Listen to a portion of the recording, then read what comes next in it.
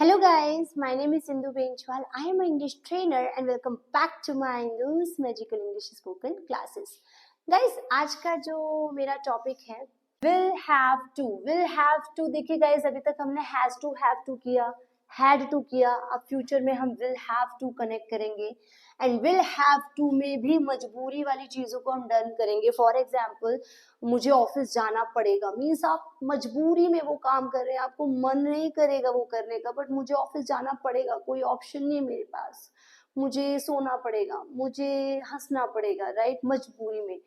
सो इसकी आइडेंटिफिकेशन क्या है? पड़ेगा, पड़ेगी, पढ़ेंगे, ना होगा, नहीं होगी, नहीं होंगे. फॉर एग्जाम्पल, मुझे ऑफिस जाना पड़ेगा, पड़ेगा, मुझे किताब पढ़नी पड़ेगी, पड़ेगी, मुझे कपड़े धोने पड़ेंगे, धोने पड़ेंगे, मुझे हंसना होगा, मुझे किताब पढ़नी होगी, मुझे कपड़े धोने होंगे, राइट. इस तरीके से हम चीजों को कनेक्ट कर सकते हैं. यहाँ पर मैंने ना होगा से सेंटेंस लिया है गाइस, तुम्हें खेलना होगा. सो तुम्हें खेलना होगा, सीधा आप यहाँ पर विल हैव टू को यूज करेंगे, means you will have to play. यहाँ पे कई स्टूडेंट कहते हैं हैज टू हो सकता है, नहीं हो सकता, बिकॉज प्योरेस्ट फॉर्म है हैव, तो हम हैव ही प्रेफर करेंगे, right. Has to have to mixture है जिसमें प्योरेस्ट हैव होती है और विल के साथ हम हमेशा प्योरेस्ट फॉर्म यूज करेंगे. So you will have to play, simple सा सेंटेंस है. अब अगर चलते नेगेटिव की तरफ गाइस, तुम्हें खेलना नहीं होगा, मीन्स नहीं वर्ड आ जाएगा, नहीं वर्ड के लिए आप नॉट यूज करेंगे. तो सिंपल सी चीज है गाइस, नॉट की प्लेसमेंट हमेशा हेल्पिंग वर्ब के बाद होती है और हेल्पिंग वर्ब हमेशा एक होती है. सेम उसी तरीके से जैसे चेयर पे आप एक ही पर्सन को बिठा सकते, दो पर्सन को नहीं बिठा सकते, एक ही हेल्पिंग वर्ब होगी, या तो विल या हैव. तो गाइज आप बताइए हेल्पिंग वर्ब क्या होती है?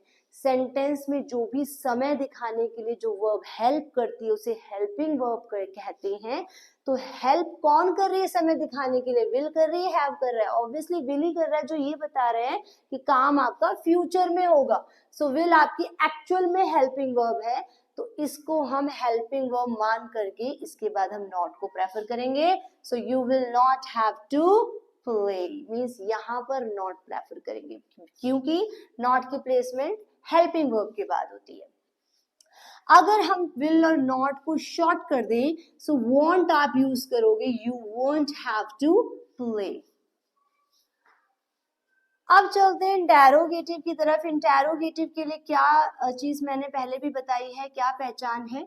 क्या वर्ड सेंटेंस के शुरू में आ जाए वो आपका इंटेरोगेटिव है. सो सेंटेंस क्या होगा guys? What will be your sentence? क्या तुम्हें खेलना होगा?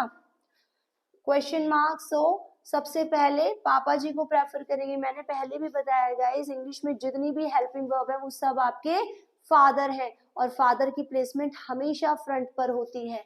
अब यहाँ पर हेल्पिंग वर्ब विल है, एक ही हेल्पिंग वर्ब होती है तो इट मींस ये विल आपकी हेल्पिंग वर्ब है. तो अब पापा भी आप इन्हीं को प्रेफर करोगे. तो पापा पहले आते ही सारा सेंटेंस पहले सेंटेंस की तरह जाएगा. यू विल आ चुका है, स्किप करेंगे. You have to play, you have to play, question mark.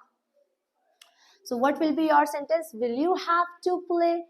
अब चलते हैं गाइस इंटेरोगेटिव नेगेटिव की तरफ, मींस जिसमें क्या वर्ड भी सेंटेंस के शुरू में हो प्लस नेगेटिव मींस नहीं वर्ड भी हो. सो सेंटेंस क्या बनेगा गाइस? क्या तुम्हें नहीं खेलना होगा? तो सबसे पहले आप विल को प्रेफर करेंगे क्योंकि इंग्लिश में सारी हेल्पिंग वर्ब आपके पापा जी हैं. अब यहाँ पर हेल्पिंग वर्ब विल है तो विल को आप प्रेफर करेंगे फादर, और पापा पहले आते ही सारा सेंटेंस नेगेटिव की तरह जाएगा, क्योंकि नेगेटिव है तो नेगेटिव की तरह जाएगा guys. You not have to play, will आ चुका है, स्किप करेंगे. You not have to play, you not have to play, question mark. अगर आप विल और नॉट को साथ में लिखना चाहते हैं गाइस, इसको शॉर्ट करना चाहते हैं तो वॉन्ट आप प्रेफर करेंगे. वॉन्ट लिखते ही पापा भी आ गए, इसी में इंक्लूड है आपके पापा भी, और नॉट भी साथ में आ गया तो आपने वॉन्ट प्रेफर किया है. वॉन्ट प्रेफर करते ही सारा सेंटेंस नेगेटिव की तरह जाएगा. You have to play, you have to play. So what will be your exact answer? Want you have to play, right, question mark. Last है guys WH family. WH family means जो भी word WH या S से शुरू हो, why, what, where, how, when, ये सब WH family है. इसके कॉन्सेप्ट डिलीवर किया जाएगा पूरा टॉपिक. सो अभी सिर्फ इतना समझना है यहाँ पर क्यों है, क्योंकि इंग्लिश वाई होती है. It means WHY. WH या S से शुरू हो वो WH फैमिली है. और मैंने पहले भी बताया गाइस, जितनी भी WH फैमिली वो आपके दादाजी हैं. अब दादाजी और पापा जी दोनों खड़े हैं डाइनिंग टेबल पे बैठने के लिए, तो सबसे पहले आप दादाजी को प्रेफर करेंगे, फिर पापा जी को प्रेफर करेंगे. तो सबसे पहले दादाजी आएंगे, वाई, ग्रैंडफादर. फिर आपके पापा जी आएंगे जो विल हैं, फादर. और उसके बाद सारा सेंटेंस नेगेटिव की तरह जाएगा. You have to play, will आ चुका है, स्किप करेंगे. You have to play, you have to play, question mark. Concept बहुत इजी है गाइज, राइट. इसको बस एक पैटर्न भी समझिए, इसकी प्रैक्टिस जरूर कीजिए. अगर वीडियो अच्छा लगा guys, so please please like, share and subscribe my channel. Keep learning, keep smiling, be happy all the time. मुस्कुराते रहिए, खुश रहिए गाइज.